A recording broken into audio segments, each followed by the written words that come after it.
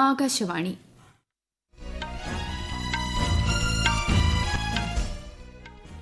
നമസ്കാരം. വാർത്തകൾ വായിക്കുന്നത് കൃഷ്ണ.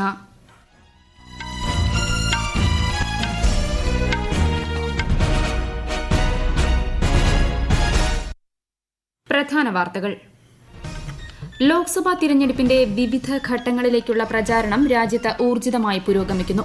മൂന്നാം ഘട്ട വോട്ടെടുപ്പിൽ ഇന്നലെ 64.58% പോളിംഗ് രേഖപ്പെടുത്തിയതായി തിരഞ്ഞെടുപ്പ് കമ്മീഷൻ. വിഘടനവാദികൾക്ക് സുരക്ഷിത താവളം ഒരുക്കുന്നത് അവസാനിപ്പിക്കണമെന്ന് കാനഡയോട് ആവശ്യപ്പെട്ട് ഇന്ത്യ. വെസ്റ്റ് നൈൽ പനി ബാധിച്ചുള്ള ഒരു മരണം തൃശൂർ ജില്ലയിൽ റിപ്പോർട്ട് ചെയ്തു. ജില്ലകളിൽ ജാഗ്രതാ നിർദ്ദേശം നൽകി ആരോഗ്യവകുപ്പ്. SSLC പരീക്ഷാഫലം ഇന്ന് ഉച്ചയ്ക്ക് 3 മണിക്ക് പ്രഖ്യാപിക്കും. വിജയശതമാനം കൂടിയതുകൊണ്ട് അക്കാദമിക നിലവാരം കുറയില്ലെന്ന് വിദ്യാഭ്യാസ മന്ത്രി വി ശിവൻകുട്ടി. ഹരിയാനയിൽ 3 സ്വതന്ത്ര MLA-മാർ BJPക്കുള്ള പിന്തുണ പിൻവലിച്ചതായി കാണിച്ച് ഗവർണർക്ക് കത്തു നൽകി. IPL ക്രിക്കറ്റിൽ ഇന്ന് സൺറൈസേഴ്സ് ഹൈദരാബാദ് ലക്നൌ സൂപ്പർ ജയന്റ്സിനെ നേരിടും. വാർത്തകൾ വിശദമായി. ലോക്സഭാ തിരഞ്ഞെടുപ്പിന്റെ വിവിധ ഘട്ടങ്ങളിലേക്കുള്ള പ്രചാരണം രാജ്യത്ത് ഊർജിതമായി പുരോഗമിക്കുന്നു. വിവിധ രാഷ്ട്രീയ പാർട്ടികളുടെ പ്രധാന നേതാക്കളെല്ലാം പ്രചാരണ രംഗത്ത് സജീവമാണ്. വിശദാംശങ്ങളിലേക്ക്. ലോക്സഭാ തിരഞ്ഞെടുപ്പിന്റെ 4, 5, 6, 7 ഘട്ടങ്ങളിലേക്കുള്ള പ്രചാരണമാണ് വിവിധ മണ്ഡലങ്ങളിൽ പുരോഗമിക്കുന്നത്. പ്രധാനമന്ത്രിയും മുതിർന്ന BJP നേതാവുമായ നരേന്ദ്രമോദി തെലങ്കാനയിലെ കരിംനഗർ മണ്ഡലത്തിൽ പ്രചാരണ പരിപാടികളിൽ അല്പസമയം മുൻപ് പങ്കെടുത്തു. തെലങ്കാനയിലും ആന്ധ്രയിലും അദ്ദേഹം ഇന്ന് റാലികളെ അഭിസംബോധന ചെയ്യും. വാറങ്കലിലും വിജയവാഡയിലുമാണ് അദ്ദേഹം പൊതുയോഗങ്ങളിൽ പങ്കെടുക്കുക. കേന്ദ്രമന്ത്രിയും BJP നേതാവുമായ അമിത്ഷാ ഇന്ന് ഉത്തർപ്രദേശിലെ ലഖിംപൂർ ഖിരി, ഹർദോയി, കനൌജ് ജില്ലകളിലെ റാലികളിൽ പങ്കെടുക്കും. സമാജ്വാദി പാർട്ടി അധ്യക്ഷൻ അഖിലേഷ് യാദവ് ഷാജഹാൻപൂർ, ഫറൂഖാബാദ് ജില്ലകളിൽ പൊതുപരിപാടികളിൽ പങ്കെടുക്കും. AICC general secretary Priyanka Gandhi ഉത്തർപ്രദേശിലെ റായ്ബറേലിയിൽ റാലിയെ അഭിസംബോധന ചെയ്യും. News desk Akashvani. ലോക്സഭാ തിരഞ്ഞെടുപ്പിൽ ഇന്നലെ നടന്ന മൂന്നാം ഘട്ട വോട്ടെടുപ്പിൽ 64.58% പോളിംഗ് രേഖപ്പെടുത്തി. 10 സംസ്ഥാനങ്ങളിലെയും ഒരു കേന്ദ്രഭരണ പ്രദേശത്തെയും 93 ലോക്സഭാ സീറ്റുകളിലാണ് തിരഞ്ഞെടുപ്പ് നടന്നത്. ഇതോടെ 20 സംസ്ഥാനങ്ങളിലെയും കേന്ദ്രഭരണ പ്രദേശങ്ങളിലെയും 283 പാർലമെന്റ് സീറ്റുകളിൽ തിരഞ്ഞെടുപ്പ് പൂർത്തിയായി. വിഘടനവാദ ഘടകങ്ങൾക്കും കുറ്റവാസനകൾക്കും സുരക്ഷിത താവളവും രാഷ്ട്രീയപരമായ അവസരങ്ങളും നൽകുന്നത് അവസാനിപ്പിക്കണമെന്ന് കാനഡയോട് ആവശ്യപ്പെട്ട ഇന്ത്യ. കാനഡയിലെ തീവ്രവാദ പ്രവർത്തകർ ഇന്ത്യയുടെ രാഷ്ട്രീയ നേതൃത്വത്തിനെതിരെ ഉയർത്തുന്ന ഭീഷണിയിൽ രാജ്യം ശക്തമായ ആശങ്ക ഉന്നയിച്ചതായും വിദേശകാര്യ വക്താവ് രൺധീർ ജയ്സ്വാൾ പറഞ്ഞു. കാനഡയിലുടനീളം ഇന്ത്യൻ നയതന്ത്രജ്ഞർക്കെതിരെ ആക്രമണം നടത്തുമെന്ന് ഭീഷണിപ്പെടുത്തി പോസ്റ്ററുകൾ പ്രദർശിപ്പിച്ചിട്ടുണ്ടെന്നും അദ്ദേഹം വ്യക്തമാക്കി. കാനഡയിലെ നയതന്ത്ര പ്രതിനിധികളുടെ സുരക്ഷയിൽ ഇന്ത്യയുടെ ആശങ്ക പങ്കുവച്ച വിദേശകാര്യ വക്താവ് നയതന്ത്ര പ്രതിനിധികൾക്ക് സുരക്ഷിതമായി ജോലി ചെയ്യാനുള്ള സാഹചര്യം കനേഡിയൻ സർക്കാർ ഉറപ്പാക്കണമെന്നും പറഞ്ഞു. കേരളത്തിൽ മലപ്പുറം, കോഴിക്കോട്, തൃശൂർ ജില്ലകളിൽ വെസ്റ്റ് നൈൽ പനി റിപ്പോർട്ട് ചെയ്ത സാഹചര്യത്തിൽ ആരോഗ്യവകുപ്പ് ജാഗ്രതാ നിർദ്ദേശം നൽകി. വെസ്റ്റ് നൈൽ പനിയെ പ്രതിരോധിക്കാൻ കൊതുക് നിവാരണവും ഉറവിട നശീകരണവുമാണ് പ്രധാനമെന്ന് മന്ത്രി വീണ ജോർജ് പറഞ്ഞു. സ്ഥിതിയിൽ ആശങ്കപ്പെടേണ്ടതില്ലെന്നും ആരോഗ്യമന്ത്രി പറഞ്ഞു. അതേസമയം തൃശൂരിൽ വെസ്റ്റ് നൈൽ പനി ബാധിച്ചുള്ള ഒരു മരണം റിപ്പോർട്ട് ചെയ്തു. 79 വയസ്സുള്ള വാടാനപ്പിള്ളി നടുവേലിക്കര സ്വദേശിയാണ് ചികിത്സയിലിരിക്കെ ഈ മാസം 3-ന് മരിച്ചത്. ആലപ്പുഴ NIVയിൽ നടത്തിയ പരിശോധനയിലാണ് രോഗബാധ സ്ഥിരീകരിച്ചത്. ഈ വർഷം വെസ്റ്റ് നൈൽ ബാധയെ തുടർന്നുള്ള ആദ്യ മരണമാണിത്.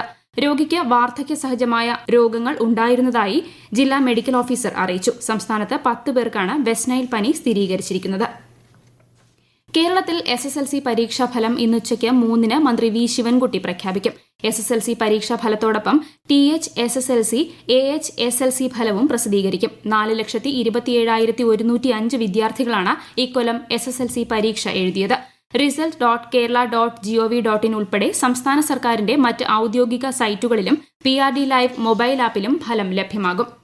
SSLC ഫലപ്രഖ്യാപനത്തിൽ ആശങ്ക വേണ്ടെന്ന് മന്ത്രി വി ശിവൻകുട്ടി. വിജയശതമാനം കൂടിയതുകൊണ്ടും A+ന്റെ എണ്ണം കൂടിയതുകൊണ്ടും അക്കാദമിക് നിലവാരം കുറയില്ലെന്നും വിദ്യാഭ്യാസ മന്ത്രി പറഞ്ഞു. SSLC ഫലം വരാനിരിക്കെയാണ് വിദ്യാഭ്യാസ മന്ത്രിയുടെ പ്രതികരണം. വളരെ സൂക്ഷ്മതയോടെയും ജാഗ്രതയോടെയും കൂടിയുള്ള മൂല്യനിർണ്ണയമാണ് നടത്തുന്നത്. പരക്കെ ആക്ഷേപിക്കുന്നതിന് പകരം കുട്ടികൾക്ക് പ്രോത്സാഹനവും ആത്മവിശ്വാസവും നൽകണമെന്നും മന്ത്രി ചൂണ്ടിക്കാട്ടി. ഇത്തവണ 1-ാം വർഷ ഹയർ സെക്കൻഡറി ക്ലാസുകൾ വളരെ നേരത്തെ തന്നെ ആരംഭിക്കാൻ കഴിയുമെന്നും അദ്ദേഹം പറഞ്ഞു. ഈ വാർത്തകൾ ആകാശവാണിയിൽ നിന്ന്.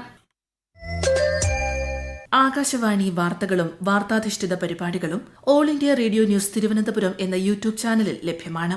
കൂടുതൽ വാർത്തകൾക്കായി @all India radio news Thiruvananthapuram എന്ന ഫേസ്ബുക്ക് പേജും @AER_News_TVM എന്ന എക്സ് ഹാൻഡിലും സന്ദർശിക്കാം. ഹരിയാനയിൽ 3 സ്വതന്ത്ര എംഎൽഎമാർ ബിജെപിക്കുള്ള പിന്തുണ പിൻവലിച്ചു. പ്രതിപക്ഷമായ കോൺഗ്രസിനെ പിന്തുണയ്ക്കുന്നതായും അവർ അറിയിച്ചു. രൺധീർ ഗോലൻ, ധർമ്മപാൽ ഗോന്ദർ, സോംബീർ സിംഗ് സംഘ്വാൻ എന്നിവരാണ് ഇത് കാണിച്ച് ഗവർണർക്ക് കത്തു നൽകിയത്.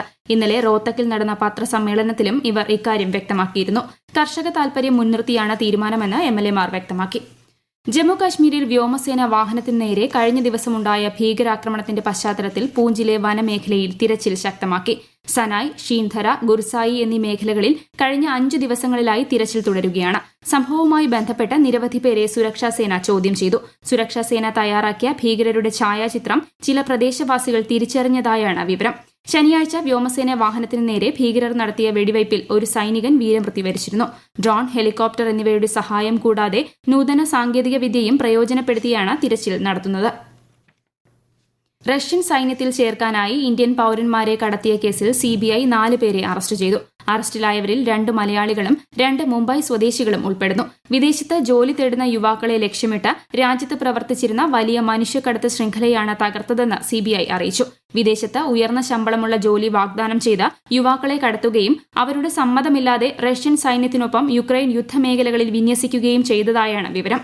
ഇന്ത്യൻ പൌരന്മാരെ റഷ്യയിലേക്ക് കടത്തിയ സ്വകാര്യ വിസ കൺസൾട്ടൻസി സ്ഥാപനങ്ങൾക്കും ഏജന്റുമാർക്കുമെതിരെ മനുഷ്യക്കടത്തിന് കേസെടുത്തു. കേന്ദ്ര സർക്കാർ കൊണ്ടുവന്ന 3 പുതിയ ക്രിമിനൽ നിയമങ്ങളെക്കുറിച്ച് തിരുവനന്തപുരം പ്രസ് ഇൻഫർമേഷൻ ബ്യൂറോ മാധ്യമ ശില്പശാല സംഘടിപ്പിച്ചു. തിരുവനന്തപുരത്ത് നടന്ന ശില്പശാലയിൽ കേരള പോലീസ് ഡിവൈഎസ്പിമാരായ ദിനിൽ ജെ.കെ, ഡി.കെ. പൃഥ്വിരാജ് എന്നിവർ മാധ്യമപ്രവർത്തകർക്കായി ക്ലാസ് എടുത്തു. PIB Thiruvananthapuram additional director general V. Palanichami ചടങ്ങിൽ അധ്യക്ഷത വഹിച്ചു. ഇന്ത്യയിൽ നിന്നും നാടുവിട്ടുപോയ വ്യവസായി നീരവ് മോദിയുടെ ജാമ്യാപേക്ഷ UK കോടതി തള്ളി. കഴിഞ്ഞ 5 വർഷമായി ലണ്ടനിൽ ജയിലിൽ കഴിയുന്ന നീരവ് മോദി ഇന്നലെയാണ് വീണ്ടും ജാമ്യാപേക്ഷ സമർപ്പിച്ചത്.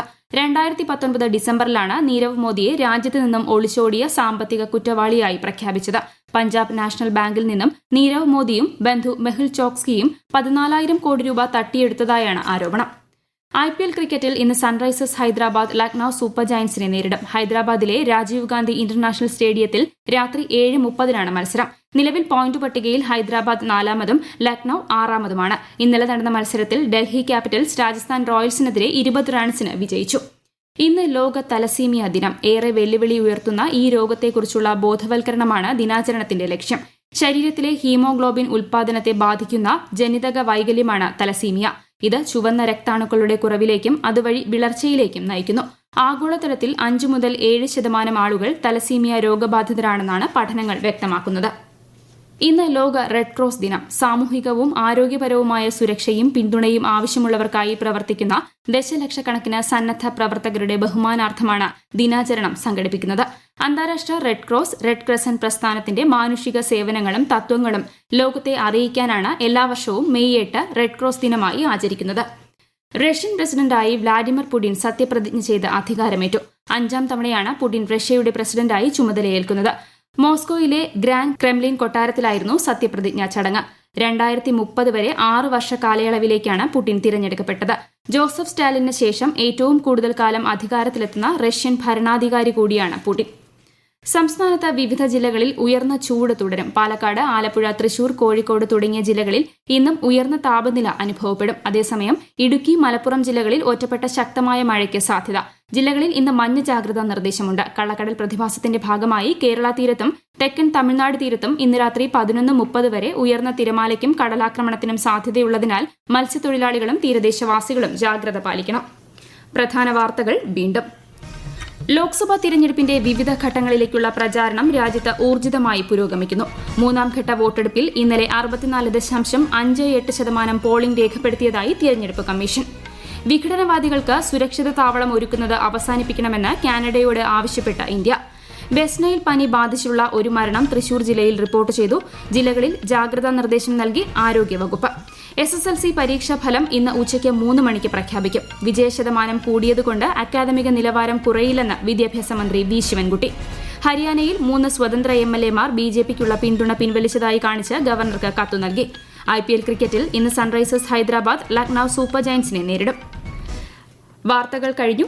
അടുത്ത വാർത്താ പ്രക്ഷേപണം വൈകുന്നേരം 6:30.